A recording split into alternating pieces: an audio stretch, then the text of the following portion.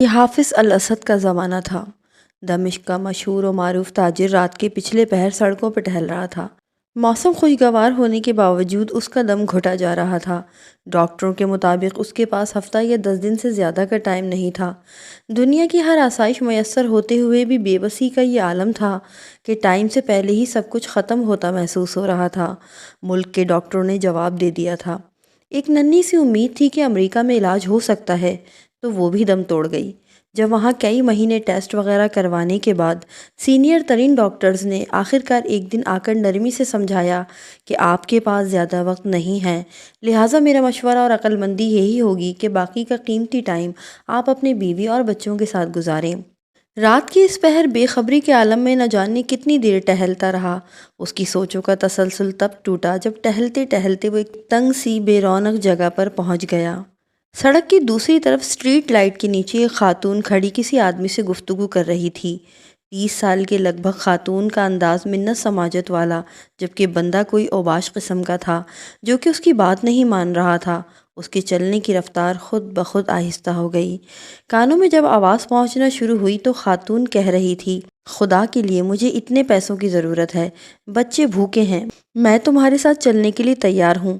جبکہ وہ اوباش قسم کا بندہ اس خاتون کی قیمت آدھی سے بھی کم دینا چاہ رہا تھا، اور یہ کہ تمہاری اس سے بھی کم قیمت بنتی ہے بول رہا تھا۔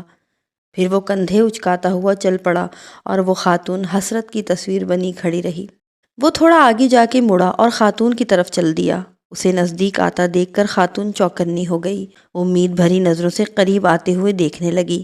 نزدیک پہنچنے سے پہلے خاتون آگے بڑھی اور اس کا انداز ایسا تھا کہ جیسے اپنے آپ کو زبردستی گھسیٹ رہی ہو۔ اس نے قریب پہنچ کر سلام کیا۔ خاتون نے مصنوعی مسکراہٹ کے ساتھ جواب دیا اور ٹٹولتی نظروں سے دیکھا اور تھوڑا قریب ہوتے ہوئے معنی خیز انداز بنا کر پوچھا، کیا موڈ ہے؟ وہ پیچھے ہٹا اور نرمی سے کہا، نہیں ایسی بات نہیں ہے، دراصل میں نے ابھی گزرتے ہوئے تمہاری اس آدمی کے ساتھ تھوڑی سی گفتگو سنی ہے، مجھے بتاؤ بہن تمہارا کیا مسئلہ ہے؟ اس طرح پوچھنا تھا کہ خاتون جو کہ مضبوط دکھائی دینے کی کوشش کر رہی تھی ایک دم روحان سی ہو گئی اور بولی، بھائی قسم ہے اس ذات کی جو اس وقت بھی ہماری گفتگو سن رہا ہے، میں اس ٹائپ کی عورت نہیں ہوں جو اس وقت گھر سے نکل کر سڑک پر کسی کا انتظار کرے، مگر میں بہت مجبوری کے عالم میں اس وقت اس جگہ پہ ہوں۔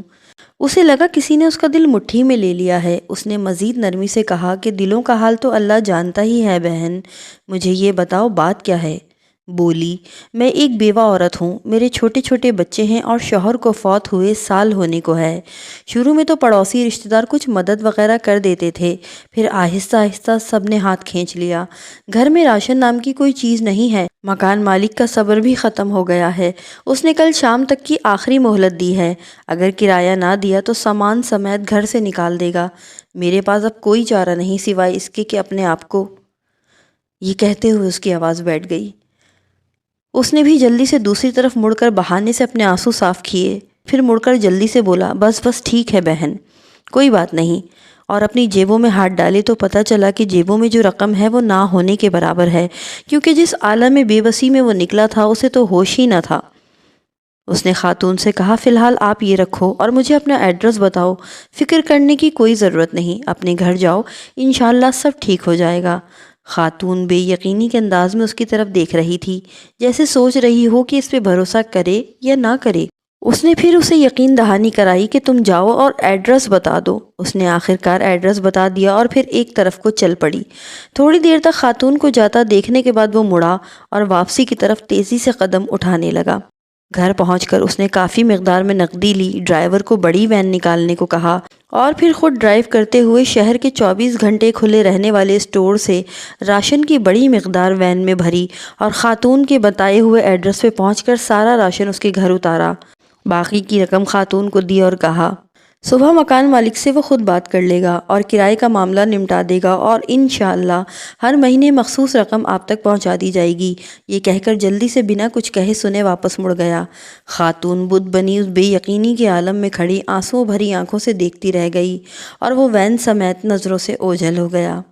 اس کی کیفیت اب بہت مختلف تھی، اس کے انگ انگ سے خوشی پھوٹ رہی تھی۔ کچھ گھنٹوں پہلے اس کی جو حالت تھی وہ اب یکسر بدل گئی تھی۔ اب سے 1 ہفتہ 10 دن گزارنے کی جو فکر تھی وہ تھوڑی کم ہو گئی تھی۔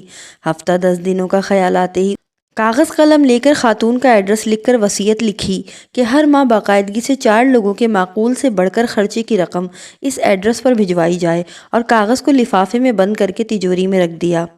اب اسے ایسا لگ رہا تھا کہ اپنی آخری سفر کے لیے وہ تیار ہے، یا تھوڑی بہت تیاری کر لی ہے۔ پھر ہفتہ گزر گیا اور 10 دن بھی گزر گئے، پھر مزید 10 اور پورے 15 دن گزر گئے۔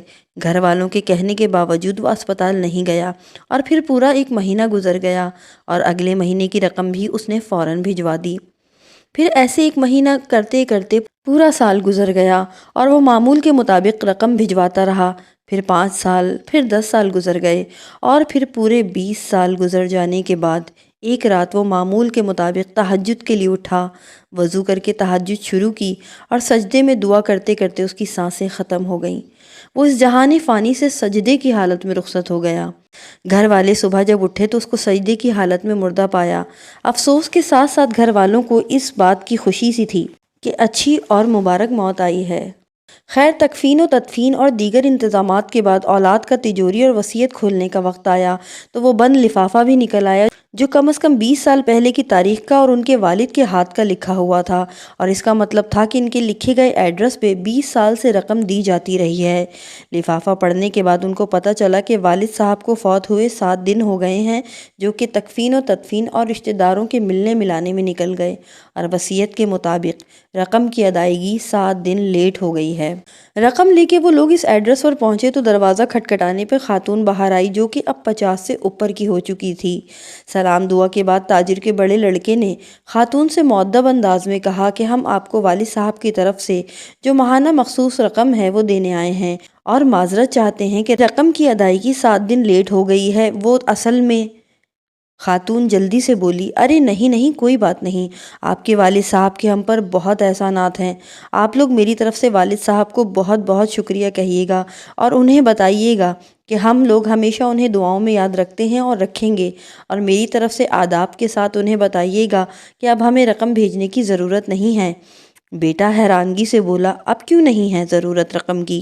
خاتون نے خوشی کے آنسوؤں میں ملی آواز میں جواب دیا، اللہ کے فضل سے مہینہ پہلے میرے بیٹے کی ملازمت لگی تھی، اور 7 دن پہلے ہی بیٹے کو اس کی پہلی تنخواہ ملی ہے۔ خاتون روانی میں پتہ نہیں کیا کیا بولے چلی جا رہی تھی، جبکہ لڑکوں کے کانوں میں خاتون کا یہی جملہ اٹک کر رہ گیا تھا، 7 دن پہلے ہی میرے بیٹے کو اس کی پہلی تنخواہ ملی ہے، 7 دن پہلے ہی میرے بیٹے کو اس کی پہلی تنخواہ ملی ہے۔ فرمان ہے کہ رازداری میں کیا گیا صدقہ اللہ پاک کے غصے کو بجھاتا ہے۔